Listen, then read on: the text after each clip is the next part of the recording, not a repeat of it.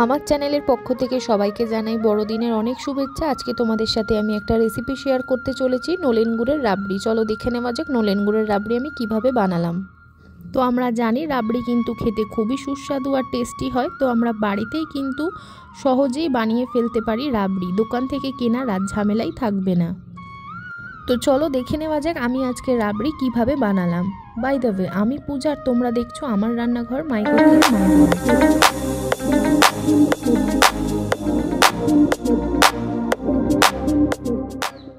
তো আজকে আমি রাবড়ি বানানোর জন্য এখানে 1 লিটার দুধ নিয়ে নিয়েছি, তার সাথে নিয়ে নিয়েছি নলেন গুড়। এখানে কিন্তু ফুল ফ্যাট মিল্ক নিতে হবে, আমুল গোল্ড অবশ্যই নিতে পারো। আমি এখানে আমুল গোল্ড পাইনি, তার বদলে আমি রেড কাউ নিয়েছি।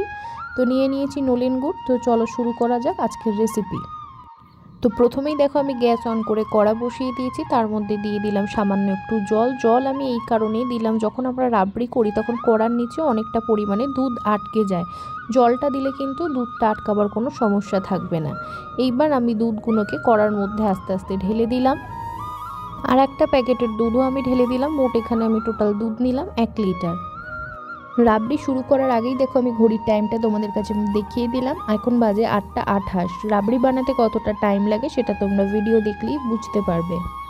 তাই বাড়িতেই যদি পারফেক্ট রাবড়ি তৈরি করতে চাও, তাহলে কোনো রকম তাড়াহুড়ো না করে ধীরে সুস্থে যদি রাবড়িটাকে বানাতে পারো, তাহলে কিন্তু দোকানের মতো পারফেক্টলি রাবড়ি আমরা তৈরি করতে পারি। তো প্রথমেই দেখো দুধ যখন জাল হয়ে আসবে, এরকম ফেনার মতো হবে বা সর, সেটাকেই আমরা তুলে এইভাবে কড়ার গায়ে গায়ে আটকে দেবো। এর বদলে কিন্তু কাঠিও ইউজ করতে পারো। আমাদের সকলের জীবনে কিন্তু শীতকাল খুবই গুরুত্বপূর্ণ, বা সকলের যদি প্রিয় ঋতু বলা হয় সেটাকেও কিন্তু আমরা শীতকালই বলি। কেন, শীতকালে গরমের তুলনায় কিন্তু শীতকালে শাকসবজি থেকে শুরু করে ফসল কিন্তু খুবই ভালো হয়। আর তার সাথেই রয়েছে বাঙালিদের ভুরি ভোজ খাওয়া দাওয়া। তো সেই কথা মাথায় রেখেই কিন্তু আমি শীতকালে তোমাদের সাথে নলেন গুড়ের রাবড়ি শেয়ার করব বলে চলে এসেছি। তো দেখতেই পাচ্ছ আমি এখানে কিন্তু ওয়েট করছি, দুধের ওপরে যখনই সর আসছে আমি তুলে আবারও কড়ার গায়ে কিন্তু আটকে দিলাম। আমি এখানে হাই ফ্লেমে কিন্তু রাবড়িটা তৈরি করিনি, আমি ভীষণ লো ফ্লেমে কিন্তু রাবড়িটা আস্তে আস্তে তৈরি করছি, কোনো রকম তাড়াহুড়ো না করে। বড়দিন মানেই কিন্তু সবাই কেকের রেসিপি শেয়ার করবে। আমি কিন্তু আজকে তোমাদের সাথে কেকের রেসিপি শেয়ার করলাম না, আজকে আমি একটু অন্য রকমের রেসিপি শেয়ার করলাম, সেটা হলো নলেন গুড়ের রাবড়ি। যারা এখনও আমার চ্যানেল সাবস্ক্রাইব করোনি তারা এখনই সাবস্ক্রাইব করে পাশে থাকা বেল আইকনটি প্রেস করে দাও। আমার চ্যানেলে যখনই নিত্য নতুন রান্নার ভিডিও আসবে সবার আগে তোমাদের কাছেই পৌঁছে যাবে। আমি এখানে লো ফ্লেমেই রাবড়িটা তৈরি করছি, তোমরা দেখতে পাচ্ছ দুধের ওপর হালকাভাবে সর পড়ছে, আর এটা করতেও বেশ টাইম লাগে। এখন দেখো বাজে 8টা 56। রাবড়ি শুরু করার আগেই আমি তোমাদেরকে টাইম দেখিয়েছিলাম, তাই আবারও টাইমটাকে আমি দেখিয়ে দিলাম, তোমরা তাহলে বুঝতে পারবে রাবড়ি তৈরি করতে কতটা সময় লাগে।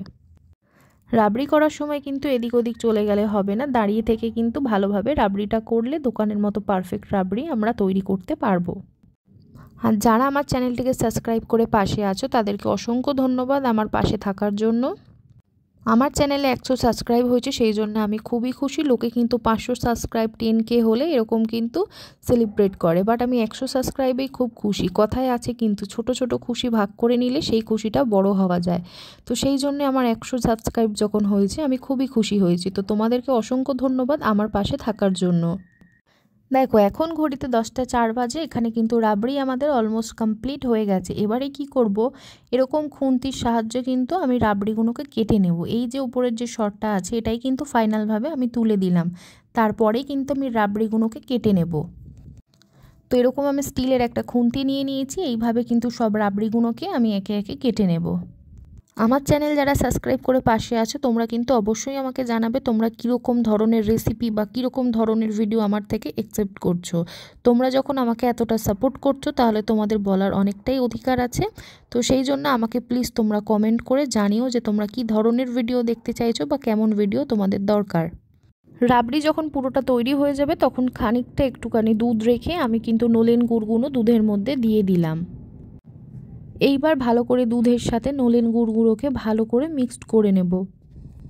রাবড়িগুলো কিভাবে কাটবে তার প্রসেসগুলো আমি তোমাদেরকে দেখিয়ে দিয়েছি। তো দেখো এখানে আমি রাবড়িগুলোকে পরিষ্কারভাবে কেটে নিয়েছি।